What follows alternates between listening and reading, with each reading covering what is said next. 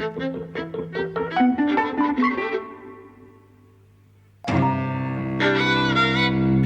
and welcome to Eavesdropping at the Movies. I'm Mike. And I'm Jose. And we've just come back from seeing The Gentleman. Yes. New Guy Ritchie, Guns and Geezers. Yes, that I had to drag you to, basically. Not exactly, but you were looking forward to it more than I was. Well, you were saying I wouldn't mind if I missed 45 minutes of the film. Yeah. I didn't have high expectations. I mean, every now and again, Guy Ritchie's not a bad director, and I like some of his stuff, and I like some of his Guns and Geezers stuff. I really like Snatch. Yes, I really like... Every now and again, he just seems he ploughs the old furrow that he made his name with, and apart from, to be fair, I've not actually seen Lock, Stock and Two Smoking Barrels, which was his first, but then there was Rock and Roller, Revolver. I like Rock and Roller. I like Revolver. No, I think... I had a really bad time with Rock and Roller. Well, I can't, to be honest, I can't differentiate between them very much, but I think... well, that's one of the problems.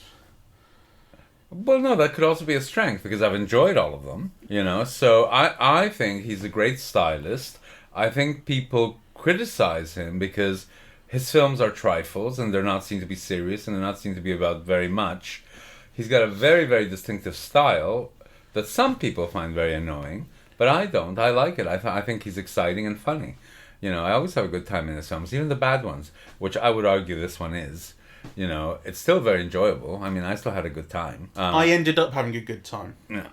I didn't like the framing device at the start. The framing device is Hugh Grant's journalist stroke private eye character goes to Charlie Hunnam, who is a sort of second-in-command gangster, asking him for $20 million, and he tells this story about everything he knows about Charlie Hunnam, his boss, Matthew McConaughey, their business, and blah, blah, blah.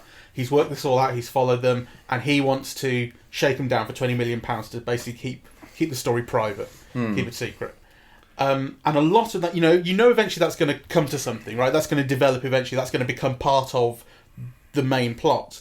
But when it's used just as a framing device, and there's a long time it's used of, and now let's tell the next bit of the story, and now let's tell the next bit. It's just Charlie Hunnam looking annoyed, Hugh Grant saying something quite cheeky, a bit gay. I loved Hugh Grant in this. I didn't like a lot of his dialogue. I think it's, when he talks about wanting 20 million British pounds, as opposed to just pounds. No one talks like this. They only talk like this in Guy Ritchie movies. That's true. I found it quite annoying. Okay, well, I don't. I enjoyed it. I loved Hugh Grant's performance. And actually, it's very interesting because, you think, well, what makes someone a star? And I'm not quite sure. But you see Matthew McConaughey, right? Like, full of charm and flair. And, he's just a pleasure to watch, constantly watchable. You look at Hugh Grant, who is the same, really. He no longer has his looks. Or, he's certainly no match in looks for McConaughey. But, he's relishing. He's free as a performer. He's enjoying. He's giving a really highly stylized, broad performance, and he's loving it, right? And actually, you partake in his pleasure in performing like that. Hunnam is a blank, like he's just empty screen, Well, certainly in those framing parts, once he had his moment in the Junkie's flat, I felt he started to have a bit of presence. Well, he's not used well for a long time. Well, I just think he's not good enough. Like, I just don't think he's a star, really. Oh, he's not a star. He doesn't compel attention. He's very handsome and so on and so forth. But actually, that's even worse because, he's so handsome and you're still not interested in looking at him. Yeah. I suppose I should say before we go on, it is a film which has twists and turns in its plot. So, we are going to probably spoil a thing or two. So, there's your warning. Spoiler. Yeah, I personally don't think any of that is really important. People would still want the surprises to be surprises. Well, fair enough. But, I just think in these Guy Ritchie films, the pleasure is all in the unfolding, really, They're quite sexist films. Yeah. All of them. Go on. Well, I think it's worth pointing out because, they are these male fantasies, really. And I personally, in a way, don't have any problem with male fantasies, right? Like, my problem always is that, you should have, like, half the films made by women, and then you get kind of female fantasies about their lives or their dreams or their hopes or whatever. So I don't particularly mind, that it's kind of, they're very male films. And actually, you could argue that the woman in it, even though she's got a very minor role, is a very strong, smart, cool woman, right? But she also feels like a male projection in some way. Oh, yeah. But it's that kind of film. In some way. I mean, the 7-foot-high stilettos, and she wears a jacket that's open basically all the way, and she's good with a gun, and she's sexy, and, I mean, yeah, she is fantasy. Yeah, totally. She doesn't mind being raped almost. It's like, oh, hello, love, when her husband comes in to stop it. Jesus. I mean, that was... I didn't know what to make of that. She's cool. But yeah, I think the films are so interesting because, on the one hand, part of the criticism of Guy Ritchie was always that really he was this posh boy trying to pass for Cockney. Yeah. And I thought, we were talking earlier about how the film was originally meant to be called Tough Guys, Toff. Yes, that's one of the working titles for it. And actually I thought that's such an interesting term because in a way, it combines both things, the idea of a tough guy, but also the idea of a toffee-nosed, it's both, right? And actually, I think his films are so interesting because they project a particular idea of Englishness, right? That is very specific to these films, and that nonetheless, I feel, is quite democratic, Okay. Because it always mixes in kind of gangsters and aristocrats, and often you can't tell who's who and what's what, right? Like, kind of, they are all one. So actually, they are democratic in that sense that, like, every type of Englishman fits into this world, right? Like, and actually the main distinctions aren't class or isn't class, but smarts, right? Yeah. And I also think that there's an aspirational thing because everybody's stylish in Guy Ritchie films. For example, Colin Farrell in this one, right, who's meant to be like a boxing trainer. Yeah. He's not a gangster at all. He's a guy who coaches underprivileged youths. That's right. Boxing. But you see how even all those underprivileged youths, they're dressed in a particular way, which is different than the beautifully cut suits that Matthew McConaughey wears, but still very stylish, right? They're all like plaid jumpsuits or, they look fantastic. And actually, I think everybody in a Guy Ritchie film looks fantastic, Yeah. And then there's a real pleasure in that. Like, I like the way that people look. I like the stylishness of the rhythms of the things, the areas where the films are set, from posh houses to fishmongers. The worlds that he builds, at least in this, feel very complete and rich. And you understand the worlds that they move through. And I agree. I like that. And I like them visually. I love them visually. They have a real rhythm and excitement and they move well, What you're talking about with class is interesting because the central character in this is Matthew McConaughey, I'd say. It's an ensemble, but... Matthew McConaughey is Matthew the star. McConaughey sits at the top of the film. He's the star. Yeah. And he's the crime boss who's trying to sell his weed empire for £400 million. And... He's a working class American. He's a working class American. It's pointed out in a flashback. He came from like a trailer park, managed to make it to Oxford University on the basis of his smarts, and when at Oxford started selling drugs. Blah blah blah. He made it to the top, and he's someone who his story is all about moving through different circles and knowing how to negotiate these different circles. So it's not like it's not about class. He knows how to navigate these different classes. Yes. And I think that's interesting because the title being The Gentleman is interesting because, I mean, it strikes me as kind of a boring title in some sense, but this film is devoid of, or largely devoid of, the kind of gangsters that we've seen in his previous films, the real working class ones, or at least, where they show up in here, they're not main characters as they used to be. When you think but that about... milieu is still here. You still get that, the working class kind of gangsters. You see that with the kids with the phones and the estate, and they're not gangsters though. They're a street gang. I'm talking about the kind of Statham. Oh, yes. When you think about Jason Statham in Revolver and Snatch, he was a working class organised gangster.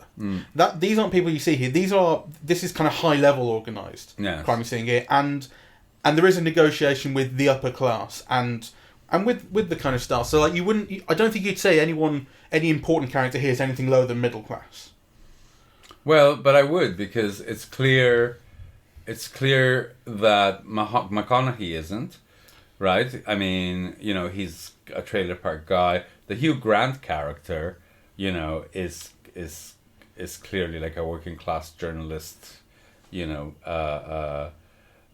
Maybe they came from a certain place, but they're all operating in this different world. The point is that in England, everything is about the place you come from. Yeah, and it's always held against you, no matter which direction you're in. It actually is not about becoming. It's not, that you might have this job or have this money. It's not inconsequential, but fundamentally, you're still seen as like, the Eastender who made millions or whatever, right? You kind of class is absolutely important in this culture, and the focus is always on the place you're from. And actually, kind of Guy Ritchie's films I don't think are like that at all. Well, I was going to say, do you think that's true of Matthew McConaughey's character? It's mentioned where he comes from, but is that how characters think about him now, as the guy who came from there? I don't think it is. Well, I think it's significant that he's American for these readings, right? But nonetheless, it's also important that he aspires to be a gentleman, right? Kind of, that's what the film is about, right? His attempting to kind of let go of, the criminal world and just kind of, have that kind of life. I think it's also important that all of the lords and ladies in the big estates are all seen as criminals, right? Like, so kind of criminality is something that they all have in common, really. So I think there is a kind of, a democratic or a democratizing aspect in all of Guy Ritchie's narratives, that kind of border on crime. That, yes, some people might be working class, some people might be rich, but kind of how they function within the narratives in relation to each other is what's important. And they're all beautifully dressed, and often, it's significant, I think. Because that is also an aspect of English culture. This emphasis on style, design, how kind of, how important it is to people, the attention that people pay to clothes. I mean, when I first came to England, I thought it's so interesting because, men in Canada would go and get their hair cut, whereas men in England would go get a haircut, right? Like, often very precise, like it really matters, kind of how you wear your hair. And people often, if you talk to friends, like they'll remember this particular shirt that they wore when they were 22. Like this, style. I'm not saying that everybody's obsessed like that, but it's an aspect of the culture. It's significant in the culture, and I think kind of you see it it's very evident in Guy Ritchie's films. Do you think more could have been made of that here? Because it's in the set dressing and the kind of character and world design, but I would say it's still not something that things are really about. So you talk about Matthew McConaughey's character's aspiration to live like a gentleman, and he has that, but I don't think you ever really see it in any concrete or in any explicit terms as him trying to rise above his station or leave that world behind. I don't think it's about rising above his station or anything. It's about having the life he wants, right? Which is now I mean, he's obviously adapted in some ways. Like my God, his suits are beautiful, right? And also, they're very English. They're always like patterned or tweeds or... Yes, It's not just like the black suits that you see in American some of his language films. as well, has English, British slang in it too. So he has that kind of adaptation. Yes. It's very interesting, because I saw The Man from U.N.C.L.E. and I remember coming out of it so disappointed. That kind of, it didn't have the spark that I wanted. It was enjoyable, but and then I found every time it appears on TV, I would watch it. And I liked it more and more and more. It's like kind of it's artificial. It's all about style, but it's so well done and so enjoyable, and actually it gets better and better with each viewing. I've come to. I think he's a major stylist.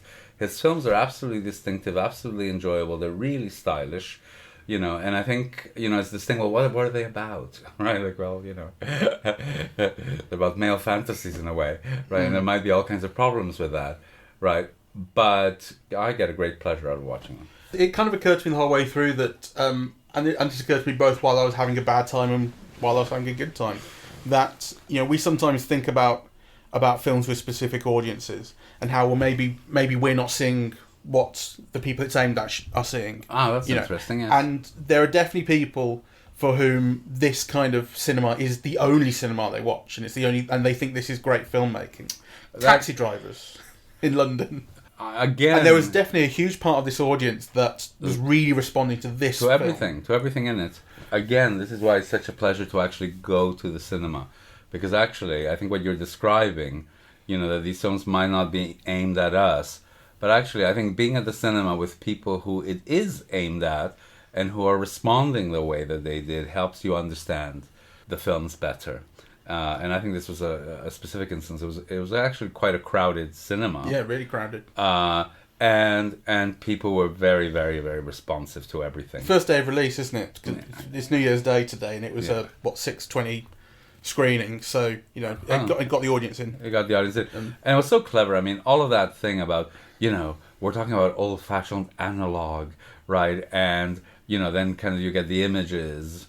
With a grain, like they described, and then, in an anamorphic format, which is, and then the screen expands, and, that was so much fun. I didn't think that was clever or fun. I thought that was fun. I thought that was trying to look like it was clever and fun. I thought that was crap. That's right at the start, and I really was having a bad time at the start with Hugh Grant's dialogue and how he was, he has this kind of florid dialogue where he'll go into these little sidebars, like you say, with talking about the story I'm going to tell you is in widescreen and all this shit, and clearly it speaks to the confidence that the character feels, like he thinks he's on top and he can spin this story for as long as he likes and get his 20 million. So it's not like it's irrelevant to the character or story being told, but I did think it was also, we always get it with people like Guy Ritchie or maybe Quentin Tarantino, who kind of overwrite their characters occasionally. They're in love with their own dialogue so much. I've had a feeling of that with some of them. Well, I mean, let me tell you, Guy Ritchie's dialogue is not a patch on Tarantino's. But he knows what his audience likes. Yes. And that's to an extent what I'm talking about with, there is an audience for this that is quite specific. That audience responds to this kind of thing. Well, they clearly did. I think I've now seen all his films except Swept Away. And I've enjoyed all of them. And this is very much a Guy Ritchie film. Yeah, down to the sort of entirely nondescript trailer full of, here's a gangster, and here's a guy with a gun, and here's someone trying to shake someone down, and here's just a load of guys in London. There's going to be a Russian, there's going to be some Chinese. Yeah. I mean, it couldn't be sort of more... cliched. Yeah, exactly. It is. This is like, let's be clear. I think this is not a great movie by any stretch of the imagination. Yeah. But I think it's a very interesting one. I found it very enjoyable. And I really do think that Guy Ritchie's underrated. And I will go even further. I think 20 years from now, when people begin to speak about, the late 90s and the 10s, I think his films will be as memorable and as live as any other British filmmaking of that period. Big words. But you're probably right. They certainly speak to a kind of culture and generation. They speak to their own time. They do. And, and they evoke it and they characterize it in a way. And also he's got an eye for actors and acting. And I think a lot of people made his career with him. I mean, Statham is one of them. And who's the other? Tom Hardy got his start with him. Did he? Yes, and I think I don't know whether it was Revolver or Lock, Stock. He played a gay gangster. Oh, right. In one of his films. Was that Rock and Roller? It might be Rock and Roller. Stephen Graham, maybe. You might argue. I don't know if Stephen Graham was big before Snatch, but he had a good role in Snatch. Yeah, a memorable one. He was Handsome Bob in Rock and Roller, and the same year Bronson, which was a big star turn as well. Yeah, that's Tom Hardy. That is obviously.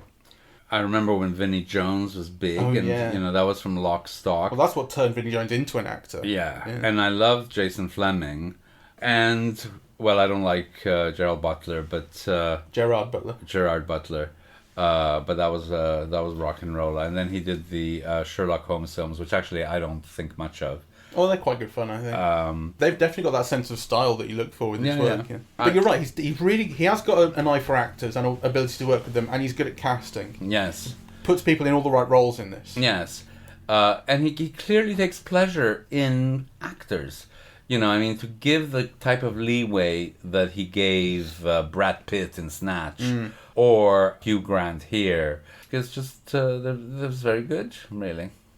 I wasn't a huge fan of the casual homophobia that kind of ran through the film, which is not the first time we've seen it in one of his films. I didn't remark on it this time.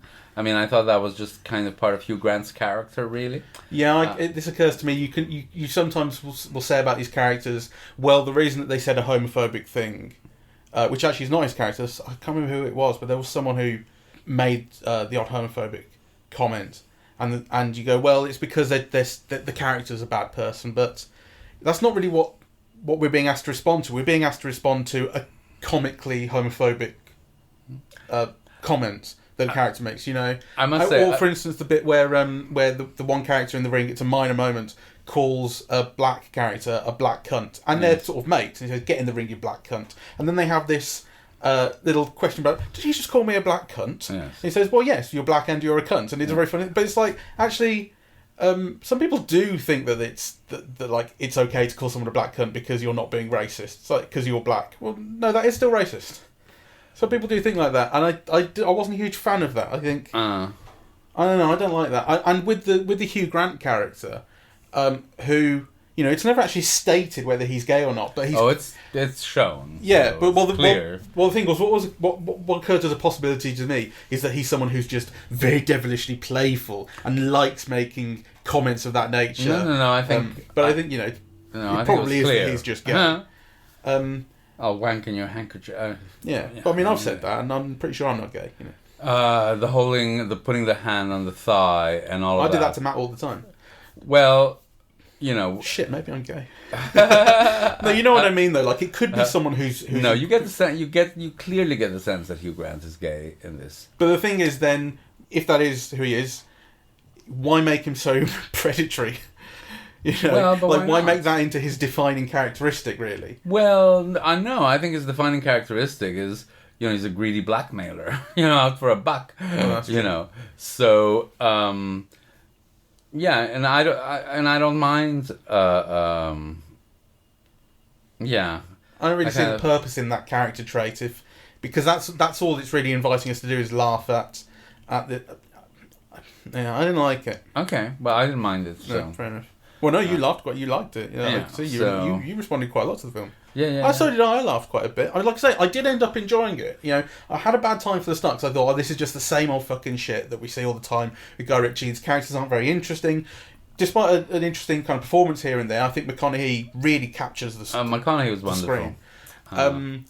But it was only when it got to the junkie flat and the introduction of Colin Farrell that I thought things started to cohere and have a bit of style. And you also had those were two scenes where characters had moments, and they had not exactly monologues, but they were the centre of scenes. Yes. Farrell and Charlie Hunnam in those, and so that's when I thought things started to perk up. And then I did also become interested in the development of the plot and how these various interests were starting to collide, what people knew about each other, how the story would end up resolving. You know, I started to get interested in that. So, yes. It made a success of you know, what I thought was a bad start. Yes, well, I enjoyed it more than I thought I would. And I could watch it twice when it shows up on TV. And I'm sure I will. And actually, that is, you know, I was just saying that about The Man from U.N.C.L.E. and, you know, because at the end of the film, there's a poster of The Man from U.N.C.L.E. Yeah, in the office. I don't know if you noticed. And it's a very clever ending. Well, it's not such a clever ending, but, you know, but I thought it was interesting because obviously it was not a hit. But it's clearly a film that he's proud enough of to remind people of in the closing of this film. Yeah. You know, and I think if you catch it again on television or Netflix or wherever, you'll see why. I mean, it is The Man from U.N.C.L.E. It is on Netflix, I think. Yeah, it's really kind of you know, wonderful to see. So it's a good movie, easily forgettable. But then when it shows up again, you go, "Ooh, this was good." Yes. Which is exactly what I thought when I watched Star Trek again last night.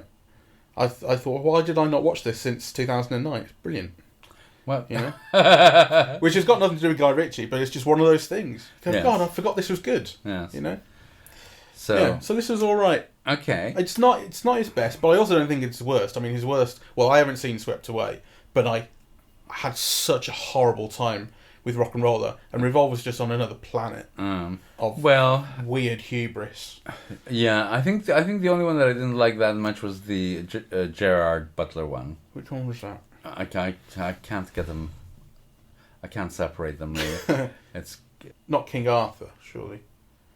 Was it? no. I have also seen King Arthur, which I also quite like. Rock and Roller was Gerard Butler. Yeah. Okay. Yeah. So that's my least favorite of, that cycle, that early cycle. All right. Yes, and this is sort of better than I expected, Yeah. and the actors really make it work. So thank you very much for listening. We are eavesdropping at the movies, and we are on iTunes, SoundCloud, YouTube, and Spotify. On social media, we're on Facebook and Twitter. The website is eavesdroppingatthemovies.com.